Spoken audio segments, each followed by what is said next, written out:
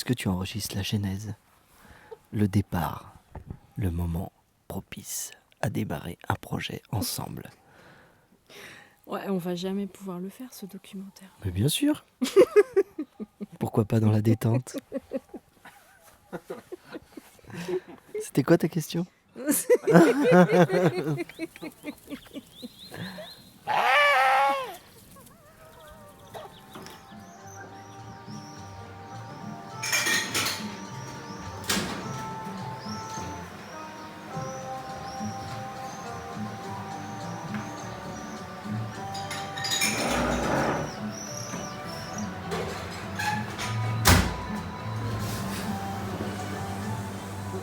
La genèse, c'est tout simplement une histoire d'amour. C'est l'histoire d'un couple qui est en pleine ébullition et un bar qui se retrouve en fin de carrière, Marité, qui après 60 ans, après 40 ans de commerce et 20 ans dans ce bar, se dit tiens, si je prenais ma retraite. Et donc elle nous l'annonce, mais attention, en secret. Et du coup, on a eu les oreilles qui traînaient, parce qu'on aimait bien ce bistrot-là, aller boire un petit verre. Et on a essayé d'acheter le bistrot en leur disant, nous on est prêts, on veut, machin. Puis elle nous a laissé mariner, 1 an comme ça. Voilà, ça a duré presque 2 ans, ouais. Où du coup, on était là, nous, à monter aussi de notre côté notre projet. C'est un mal pour un bien, parce que du coup, ça nous a permis de le ficeler et puis de nous rendre compte qu'ils avaient vraiment envie de transmettre, pas que de vendre. Et je pense que c'est réellement important dans ce genre de projet.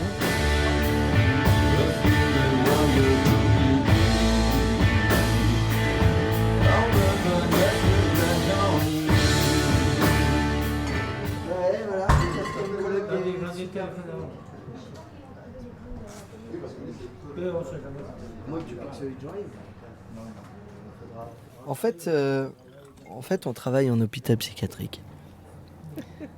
Si, on travaille en hôpital psychiatrique. Tu fais ce que tu veux, tu peux dire ce que tu veux, mais on est tous fous de toute façon. T'es pas d'accord ?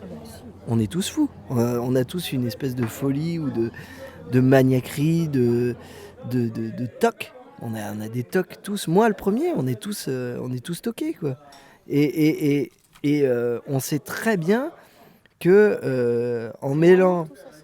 C'est moins lourd tous ensemble, ouais. On se retrouve tous là. Mais un bar, c'est un hôpital psychiatrique. Il y en a un qui a abusé du lard, là. Parce qu'il a chaud, là. Ouais. Non, mais c'est la vérité. Et moi, tu as vu, j'ai fait pas de ramadan, tu arrêtes les fêtes, après tu manges du saucisson. C'est mal perdu, quoi. Vas-y,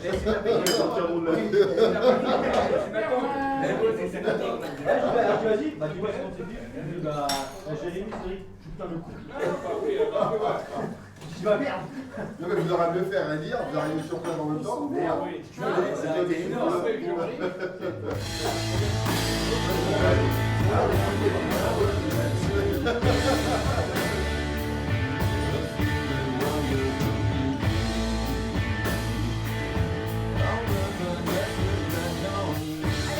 On 5 ans de retraite bientôt. 5 ans de retraite, oui. Bientôt l'anniversaire, bientôt l'anniversaire, oui. Donc ça fait 5 ans qu'on vient toutes les semaines. Toutes les semaines. Voilà. Soit le vendredi, soit le samedi, mais 5 ans qu'on vient toutes les semaines. On retrouve les mêmes clients. Voilà. Ça permet de... Puis l'ambiance n'a pas changé. Non, voilà, c'est toujours amical. C'est dans la continuité C'est bien. pour conserver les traditions.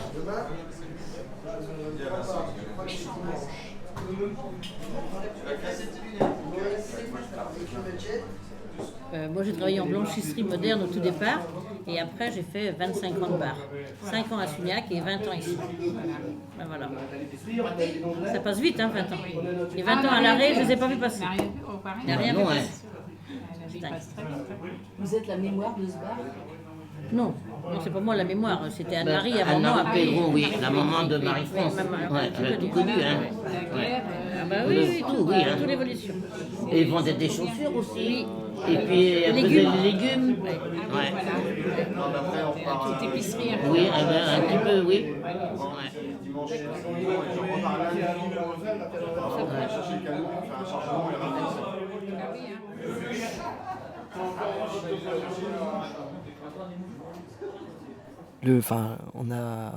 On a acheté avec Marité un 31 décembre. À la fin elle est partie en retraite. Pour eux, ça a été très dur.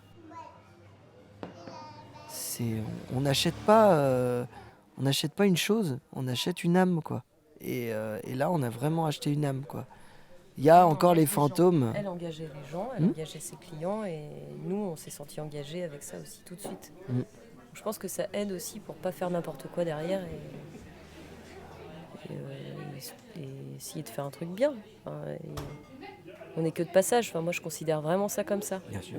On a récupéré quelque chose qui était C'est pas notre bar. le bar des gens, voilà, des gens du village. On le récupère, on essaye de faire ça correctement.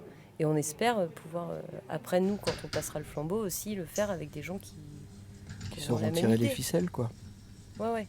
Vraiment, c'est pas juste un business. De toute façon, là, les bars de campagne, si tu vois, c'est comme ça. C'est pas viable, quoi.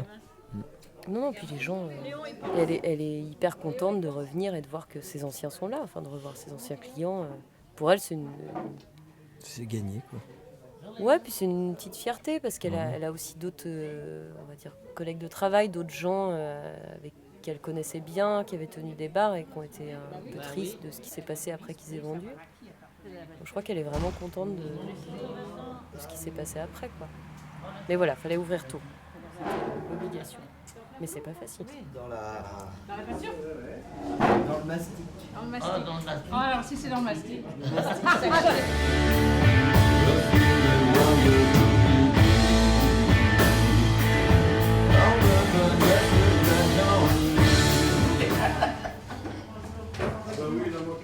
Quand on a refait le bar, quand on a refait la déco et qu'on a refait un petit peu de travaux dedans pour le rafraîchir, quand on est arrivé, le seul truc qu'on s'est dit, c'est qu'il fallait surtout pas justement changer les tables de place. Les tables de place, ouais. Parce qu'il y a certains anciens en particulier qui avaient leur place quand ils venaient, à telle heure, leur place elle était là. Donc l'idée c'était qu'ils puissent venir et qu'ils sachent où s'asseoir, en prenant le temps du coup de prendre la nouvelle température du lieu, voir comment ça se passait. Mais en tout cas ils avaient leur place était toujours gardée. Et on a fait gaffe à ça. Enfin moi je travaillais pas avant qu'on reprenne le bar, donc moi j'ai passé beaucoup de temps au bar dans des heures très différentes pour essayer de voir un petit peu tous les gens qui y étaient. Et c'est vraiment ce qui est ressorti. Essayer de ne pas bouger les gens de place pour qu'ils puissent garder une petite aisance en arrivant dans le lieu, quoi.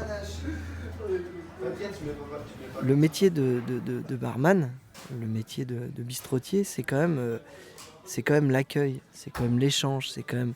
Voilà. Sur un comptoir, les gens... S'ils venaient au bar pour boire, ils iraient s'installer à une table où ils resteraient. Et tu les vois, les touristes, tu sais, ceux qui vont jamais dans les bars, ceux qui ne savent pas, ceux qui connaissent le comptoir, qui connaissent le bar, ils viennent au comptoir. Même s'ils parlent pas, même si toi, tu leur parles pas. Il faut... c'est quelque chose d'hyper intéressant.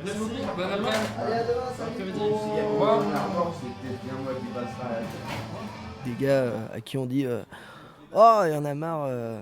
Tiens, on va vendre le bar. Tiens, tu veux pas reprendre un bar?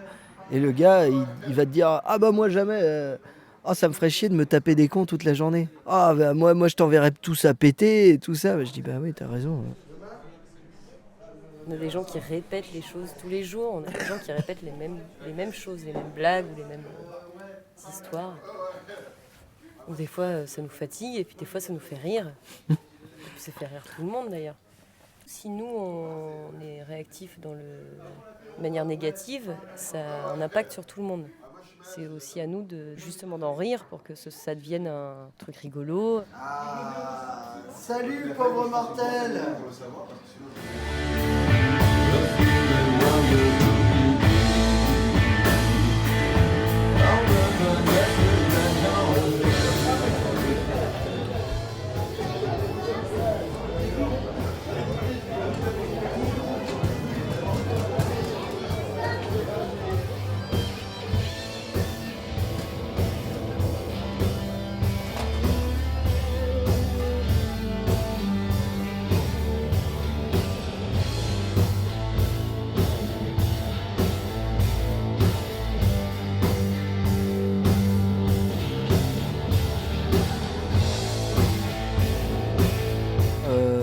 a l'associatif qui nous permet de nous éclater une fois par an pour organiser des concerts, pour pouvoir réunir les gens autour de musique, leur faire découvrir des choses et tout.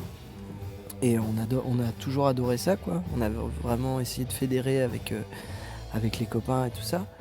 Et l'idée d'avoir un lieu fixe où quand on voulait, on pouvait faire des concerts et essayer de trouver des groupes de qualité, puis d'essayer de s'éclater, quoi. Ça, c'était... Sur le quotidien, parce que c'est ça qu'on fait. On ouvre tôt le matin, on est là tout le temps dans la vie des gens, quoi. Enfin, en tout cas, ceux qui viennent.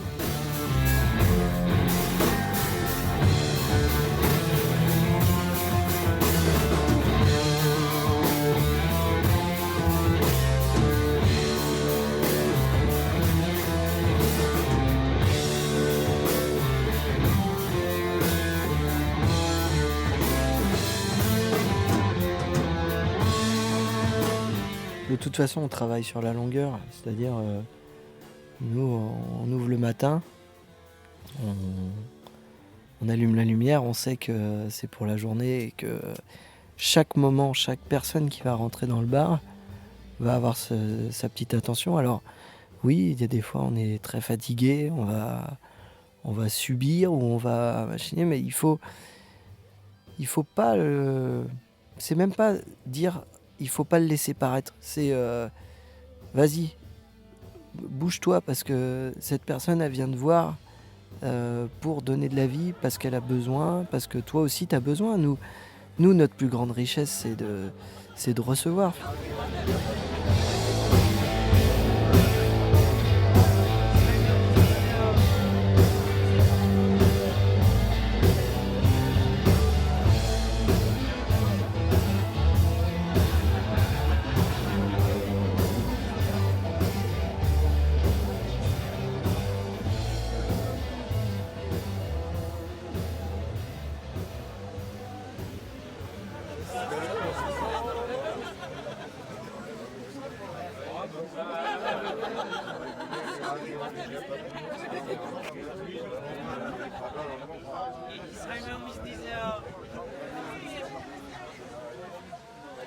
Merci.